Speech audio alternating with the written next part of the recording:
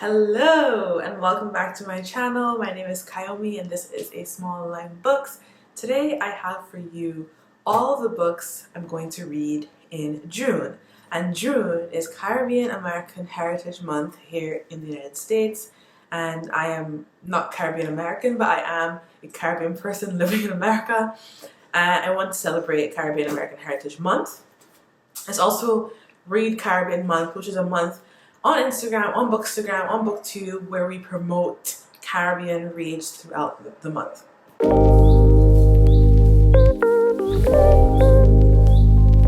When you read Caribbean, you read the world, and I believe that Caribbean books are underrepresented, and people don't know a lot about our Caribbean books. I have a list of books that are by Caribbean American and also by Caribbean authors, so a good mix of that. And these are all the books I'm going to read in June to celebrate Caribbean American Heritage Month. I have a stack right here.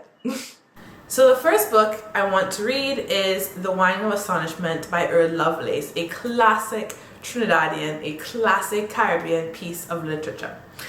I read this book already in secondary school when I was about 14 or 15 for English Lit class. At the time, I'm not going to lie, it was English Lit, which I did love, but I just didn't care that much about the book. I want to reread it because I want to actually remember what happened in the book. And the one thing about this book is that it gives you a really crucial insight into Trinidadian history in the time it was set. So we have Bolo, who's a stick fighting champion, and stick fighting is a very popular tradition in Trinidad and Tobago that was outlawed, I think by the Americans or by the Brits. Can't remember, which is why I should read this book. So he's tired of seeing his people in Bonas being attacked and humiliated by the American troops, and he becomes a leader. Then you have another character who is really bright. Everyone thinks he's gonna make it, and he becomes a politician, but you see him leave the village, going to the capital, and kind of forget about his people, forget about them. So you have these two different characters who come from the same place, who have different leadership styles and ways of getting to liberation. At the same time, we have the Shelter Baptist community, which is also outlawed at the time, and we see a lot of religious oppression in this book as well. So I want to read that again. I think it's such a classic book, and I think that it is a requirement, I believe, if getting into Caribbean Lit, this is the book to do so. Okay, the next book I have a little mixed feelings of. It is a classic book as well, by a classic Trinidadian author who I grew up knowing had a lot of racist views towards Africans or black people in Trinidad, as they were Indo-Trinidadians. So I always feel really weird about recommending this book, but this is Miguel Street by V.S. Naipaul. Whenever I read Trinidadian Lit, they always reference Miguel Street, which is why I want to read it. I've only read one story. It's kind of a novel in stories, and I've only read one of the stories for school in here. I want to read the whole thing, and I have mixed feelings about saying like you should read V.S. Naipaul, because most Trinidadians know V.S. Naipaul was really problematic, even though he is a Nobel Peace Prize winner for literature. But not only was he racial or racist, he also was not kind to his wife, and people call Miguel Street a slum.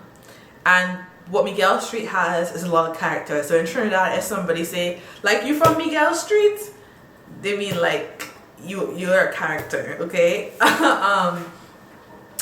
Again, this is a book that's read in schools, and we just meet a bunch of different characters in this book, literally and figuratively. I mean, it's just like you just see an amalgamation of Trinidadian culture and the types of people that exist in this book, and I really want to dive into that. I'm going to read this because I really want to see where a lot of Trinidadian authors take their inspiration from in terms of the lyricism of V.S. Naipaul's writing. The next book I hope to read for Caribbean American Heritage Month is At the Bottom of the River by Jamaica Kincaid. This is a collection of about 10 short stories, and the infamous girl, I shouldn't say infamous, the very famous girl short story is the first one in this collection. I read Girl for a creative writing class in college, absolutely loved it. I love Jamaica Kincaid's writing. I love her other piece, her other book, A Small Place, which I always recommend to people. I reread and I come back to that all the time.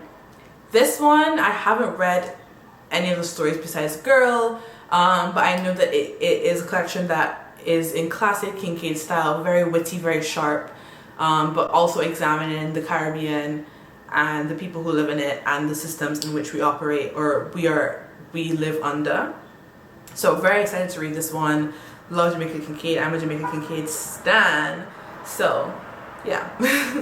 Now I just showed you 3 what I consider to be more classic pieces of Caribbean lit from a previous generation. I'm going to show you 2 pieces that were published this year in 2022, and that kind of represent the new emerging Caribbean voices. These are both debut authors. So I've already mentioned these 2 before on my channel. So the first one is We Were Birds by Ayana Lloyd Banwo, that's set in a mythical Trinidad. It's a mythical love story that is infused with loss and mourning and grief, which I find very compelling. This is her debut novel, and I haven't really read the back of the book to know what it's about beyond it being about a mythical love story. And a lot of people are telling me that going into it blind, don't know too much about what it's going to be. But I'm excited. This is something that's a little different from the types of books that I usually read, but I want to support a Trinidadian author as well. Lastly, I have Black Cake by Charmaine Wilkerson. She's a Jamaican American author, and this is following a family secret that this Jamaican American family has to unfold and grapple with. It's a very family oriented narrative, and it's a very matriarchal family, which I absolutely love.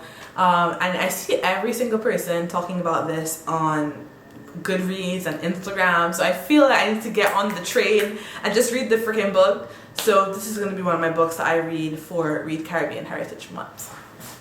Thank you so much for watching this video, and I hope that you have an amazing, beautiful, wondrous month of June, and I hope that you read Caribbean for June.